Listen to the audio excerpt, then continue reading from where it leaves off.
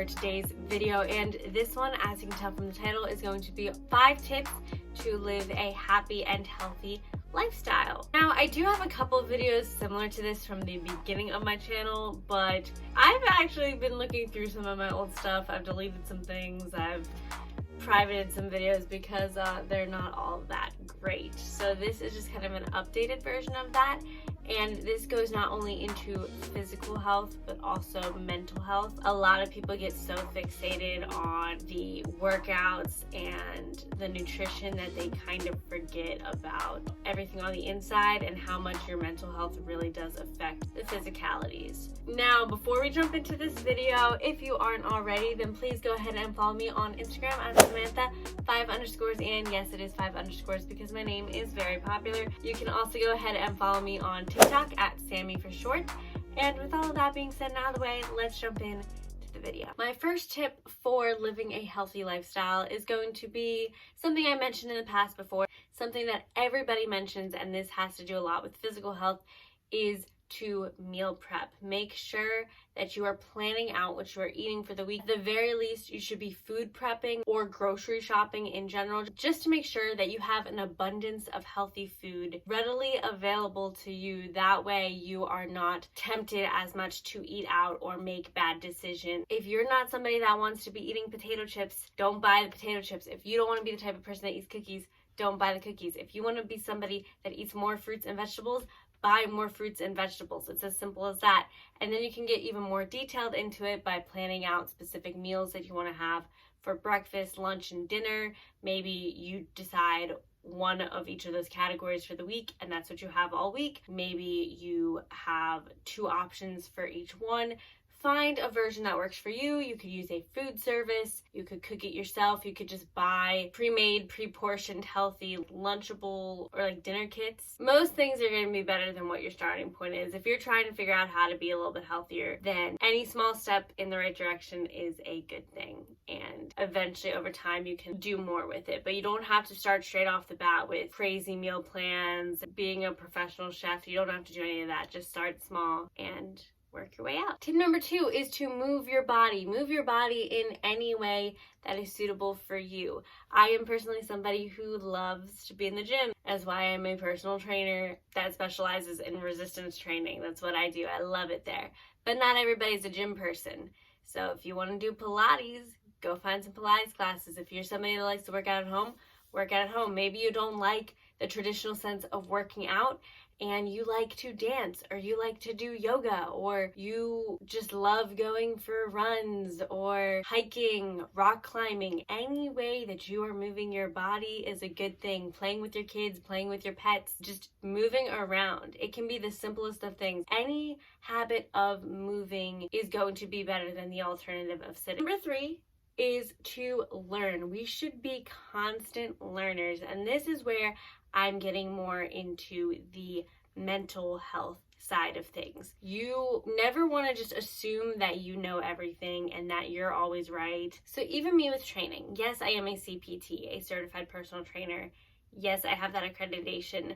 No, I don't know absolutely everything. Fitness, as well as pretty much everything else in this world, is constantly evolving and changing over time. And there's no way that anybody on this planet can possibly know everything, especially when new information is coming out pretty much on a daily basis. So with that being said, you can constantly learn. Or if you do know a vast majority of one topic, maybe you switch on over into learning something completely new, or maybe just a different area of something that you're already familiar with, or just completely go off the deep end and jump into a topic that you have absolutely no idea about. There's so many things in this world that you can learn about, whether that be with your health, whether that be with exercise or diet, or like something I'm trying to learn a lot about now is cars, because everybody I know is talking about cars and the different types of cars that they want and this and that.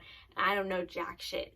So I'm just trying to learn the basics of just like the car names and like what their different logos are. And that might sound so dumb. I know nobody likes school, but there's something as an adult where you're learning something new and it's just valuable information, because we all know that when we were in school, we didn't learn the things that we really should be learning. We didn't learn how to function in the real world. We just learned how to function within mathematics and, English and shit like that. And we didn't actually learn how to do things that can help us in the real world. We have to learn that either through our parents or from life experience.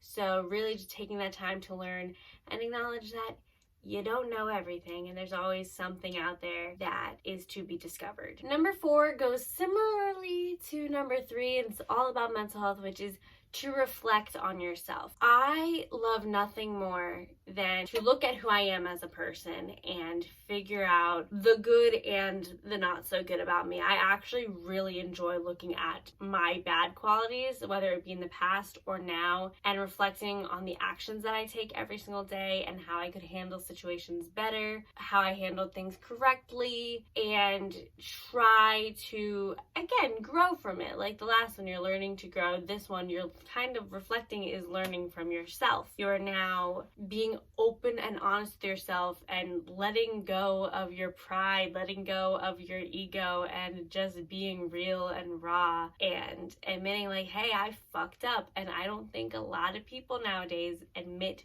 to fucking up. They always want to be right. They always want to act like they have their shit together.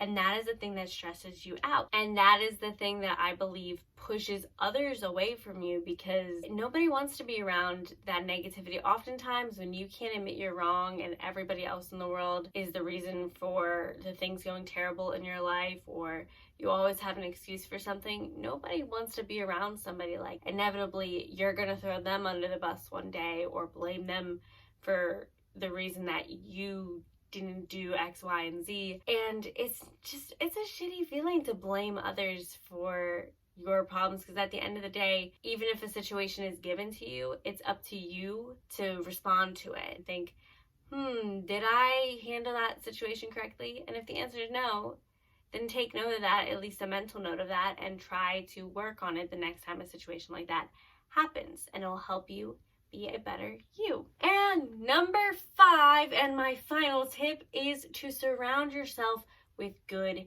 people. You are the company you keep, and I'm learning this a lot now. Obviously, you cannot cut everybody out. If you have a certain job and you have to work around people that you're not necessarily a fan of, unless you quit that job, you're not really going to be able to get rid of that, and I understand it. And yes, technically you could quit your job, but that's not always the best situation for everybody, and you can't quit every single job just because you don't like someone. Because newsflash, there's going to be people in the world that you don't like, and you can't avoid them. But what you can do is control how these people affect you or how close you let them get to you. If it is a coworker, you do not have to actually give them the time of day. Be cordial and coexisting, but you do not have to be best friends and talk outside of work or acknowledge each other outside of work. You can completely separate that, but that is all up to you and the amount of time and energy that you give to these people. Even if you may have been friends with somebody and there's no real falling out, but you know that they're a negative person and you want to start being a more positive person, you can have the ability to slowly disconnect from them. You can still talk to them when need be acquaintances, be nice to them. There doesn't have to be any type of falling out, but you slowly remove yourself from the situation because you know that it is not what is best for you and your development and the lifestyle that you want to live. And this one